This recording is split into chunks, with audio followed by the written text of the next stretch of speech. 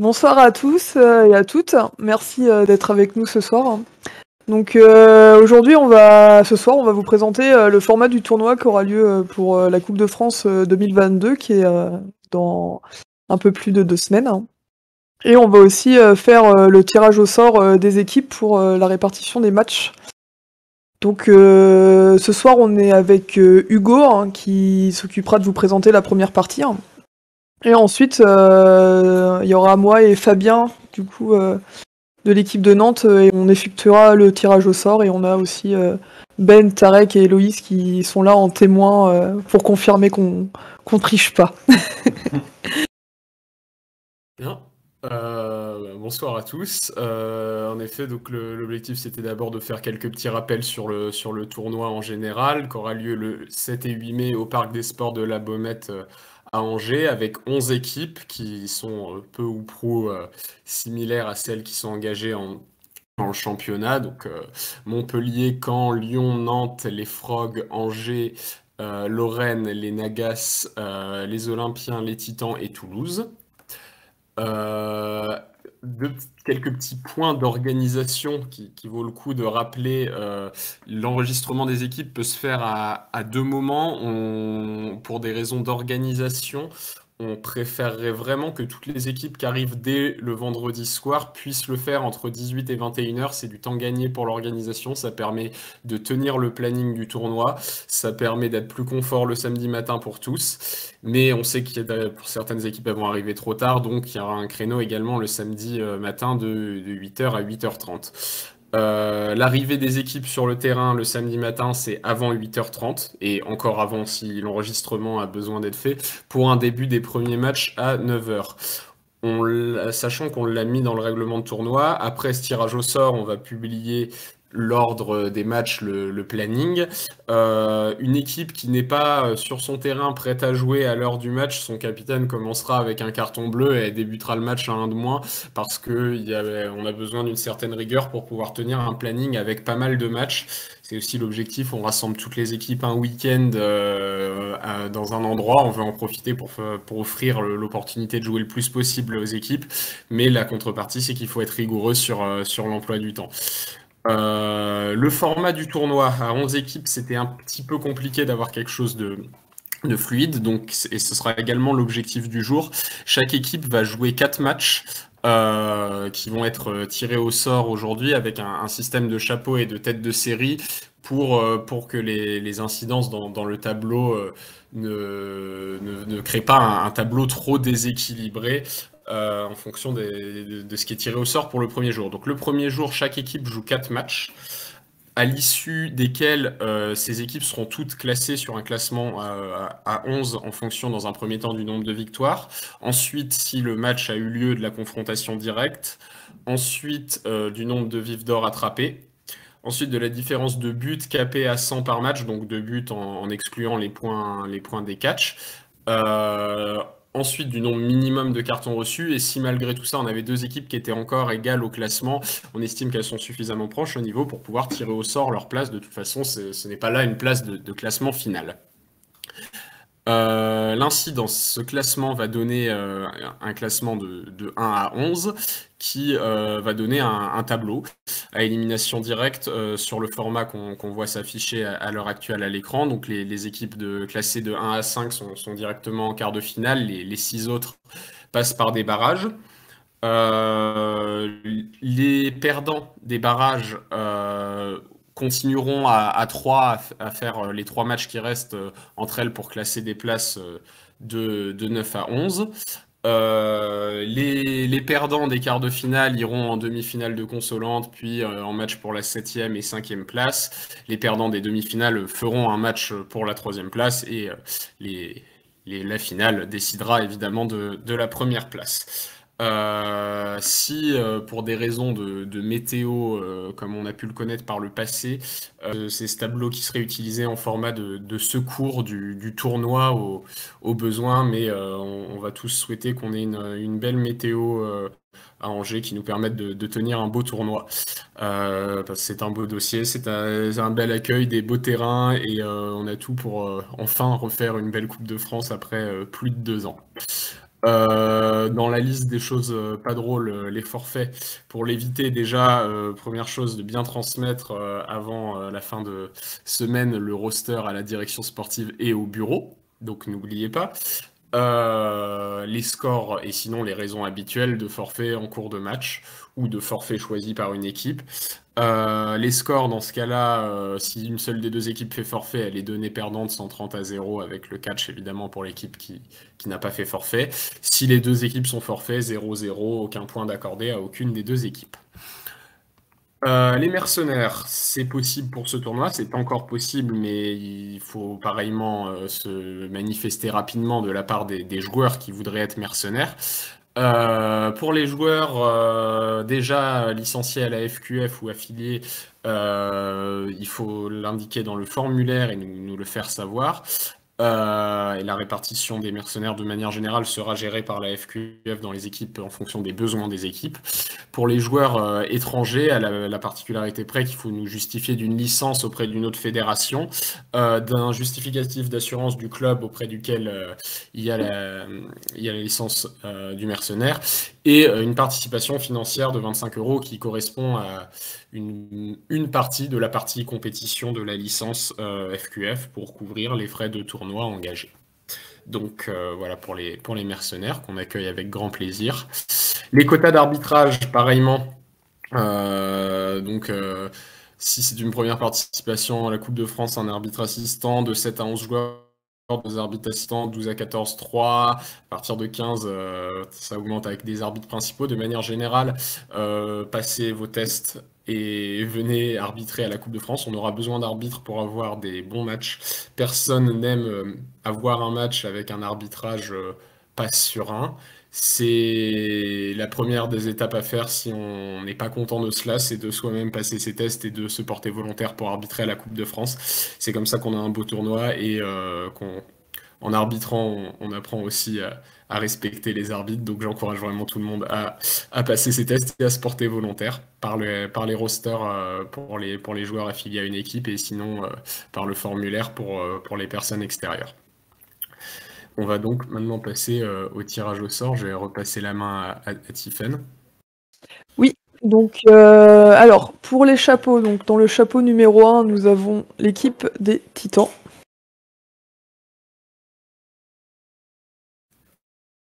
Nous avons aussi l'équipe des Frogs.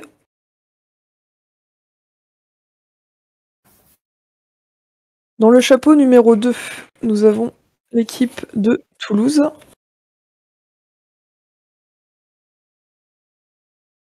Et l'équipe des Olympiens.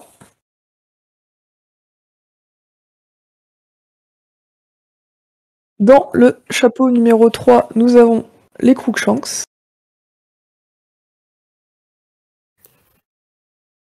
Les Black Wands.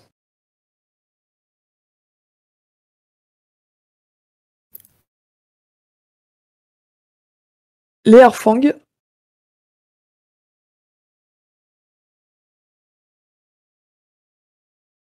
Les Burning Hippogriffs. Les Alérions d'Or. Les Éléphants.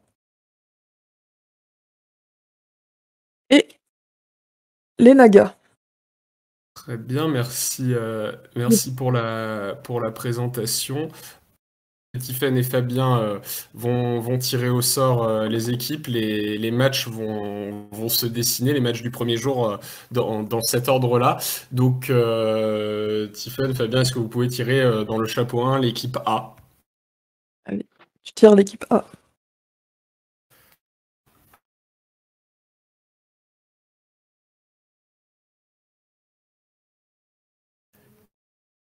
Et vu que je n'ai pas les yeux sur le tirage C'est au sort, l'équipe du Titan. est-ce que vous pouvez l'annoncer à voix haute? Les Titans. Est-ce que par principe, vous pouvez quand même tirer l'équipe B?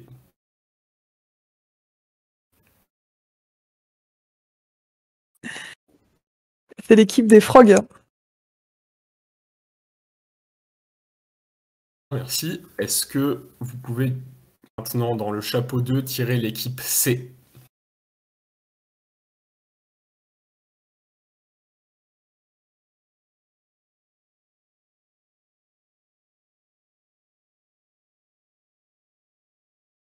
C'est l'équipe des Olympiens. L'équipe D. L'équipe de Toulouse. Bien. À partir de maintenant, on va passer donc au chapeau 3 et petit à petit, on va donc voir les matchs qui vont commencer à apparaître. Est-ce que dans le chapeau 3, vous pouvez tirer l'équipe E?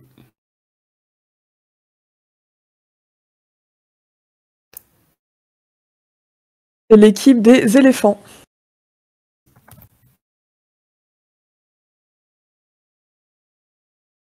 Vous pouvez tirer l'équipe F. C'est l'équipe des Alérions d'or. Vous pouvez tirer l'équipe G. L'équipe des Burning Hippogriffes. On peut maintenant tirer l'équipe H. C'est l'équipe des Nagas.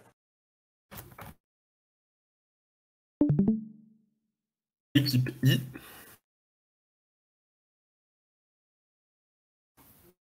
C'est l'équipe des Arfang. L'équipe J. C'est l'équipe des Cruikshanks.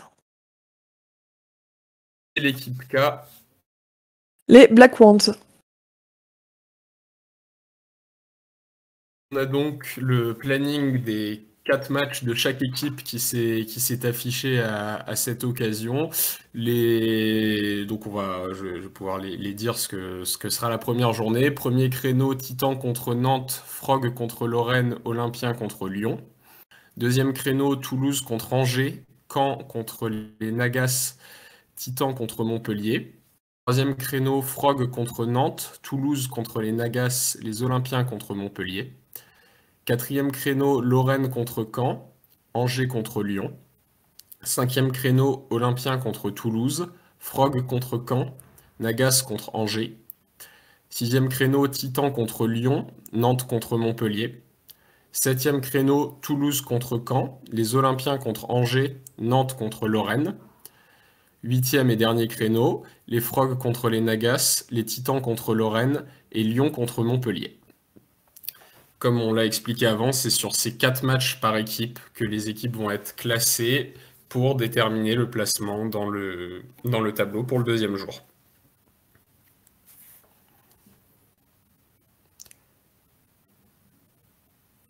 Pour moi, c'est bon. Est-ce qu'il y a une question-réponse de prévu ou... J'ai pas vu de questions sur le chat, mais du coup, si vous en avez, vous pouvez y aller. Moi, j'avais une question. Je suis pas sûre d'avoir très bien compris le règlement, mais normalement, le dimanche, les équipes vont avoir un minimum de 3 matchs, quand même. Les équipes ont toutes un minimum de 3 matchs et ça auront 3 ou 4 matchs, quoi D'accord. qu'il arrive le dimanche. Donc une équipe jouera au minimum 7 matchs et pourra rentabiliser son déplacement et son tournoi. Merci. Du coup, on peut attendre peut-être un petit peu, voir s'il y a des questions qui arrivent sur le chat. Sinon, merci Hugo pour... Oui, ou des réactions. On a Keta1412 qui demande si il ou elle avait bien compris. Donc c'est un tournoi qui est en mode championnat. C'est pas vraiment un championnat pour le premier jour, vu que chaque équipe ne va jouer que 4 matchs, mais c'est un classement qui peut être en effet similaire à ce qui se fait en championnat pour le premier jour, pour établir ce classement de fin de premier jour. Le deuxième jour, c'est un format tableau à élimination directe, plus classique d'une Coupe de France. On a ensuite Valentin qui demande comment fonctionne l'arbre prévu le dimanche. L'arbre prévu le dimanche. Je vais revenir à l'autre document, donc, pour l'afficher en même temps. Et le voilà, l'arbre. Donc, c'est vrai que c'est un peu flou. À l'issue du premier jour, les équipes seront donc classées de 1 à 11 en fonction des critères et de leurs résultats qu'on a évoqués précédemment et de leurs résultats sur les 4 matchs. Les équipes seront placées, donc en effet c'est un peu petit. L'équipe 1 ira dans le quart de finale, l'équipe classée première ira dans le quart de finale contre celle qui gagnera le barrage entre l'équipe 8 et l'équipe 9 au classement. Les équipes 4 et 5 s'affronteront dans le quart de finale de la même partie de tableau.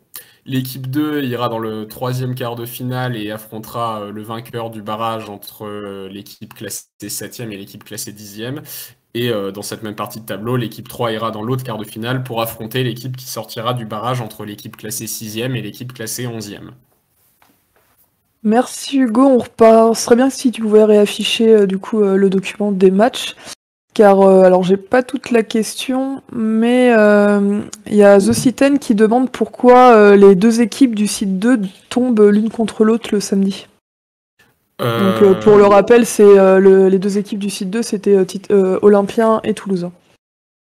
Parce qu'on n'avait pas 12 équipes, donc c'était obligé à un moment qu'il y ait 2 des 4 têtes de série qui se rencontrent, et donc c'est celles qui se sont arrêtées en demi-finale de la dernière Coupe de France pour des raisons de classement, tout simplement. Celles qui sont arrivées en finale de la dernière Coupe de France ont le parcours donné a priori un peu plus simple, a priori. Et celles arrêtées en demi-finale auront du coup devaient se rencontrer. Si on avait eu 12 équipes, aucune tête de série n'aurait croisé une autre tête de série le premier jour, mais nous ne sommes que 11 à cette Coupe de France. Qui explique du coup la deuxième partie de la question de Bastien qui demandait pourquoi c'était pas le seed 1, le seed 1 qui tombait sur des matchs contre le seed 2 quoi. Voilà, exactement. Parce que Très bien. concrètement, si ça avait été une équipe du seed 1 contre une équipe du seed 2, ça aurait arrangé très fortement l'équipe du seed 2 qui n'aurait pas pris ce match-là. C'est pas vrai, c'est pas faux. Du coup, on n'a pas d'autres questions pour le moment. Dans tous les cas, on te remercie Hugo pour ces éclaircissements. Merci beaucoup Hugo. Et puis, du coup, rendez-vous dans 2 semaines pour commencer les hostilités. Envoyez vos rosters et passez vos tests. Voilà, donc on rappelle les rosters à envoyer avant dimanche soir, 23h59. Et du coup, les quotas aussi des arbitres à respecter. Donc vous retrouverez tout dans le document qui a été envoyé à vos équipes plus tôt cette semaine. Voilà, merci tout le monde de nous avoir regardé et puis on se retrouve dans 2 semaines du coup. Bonne soirée! Bonne soirée, j'arrête.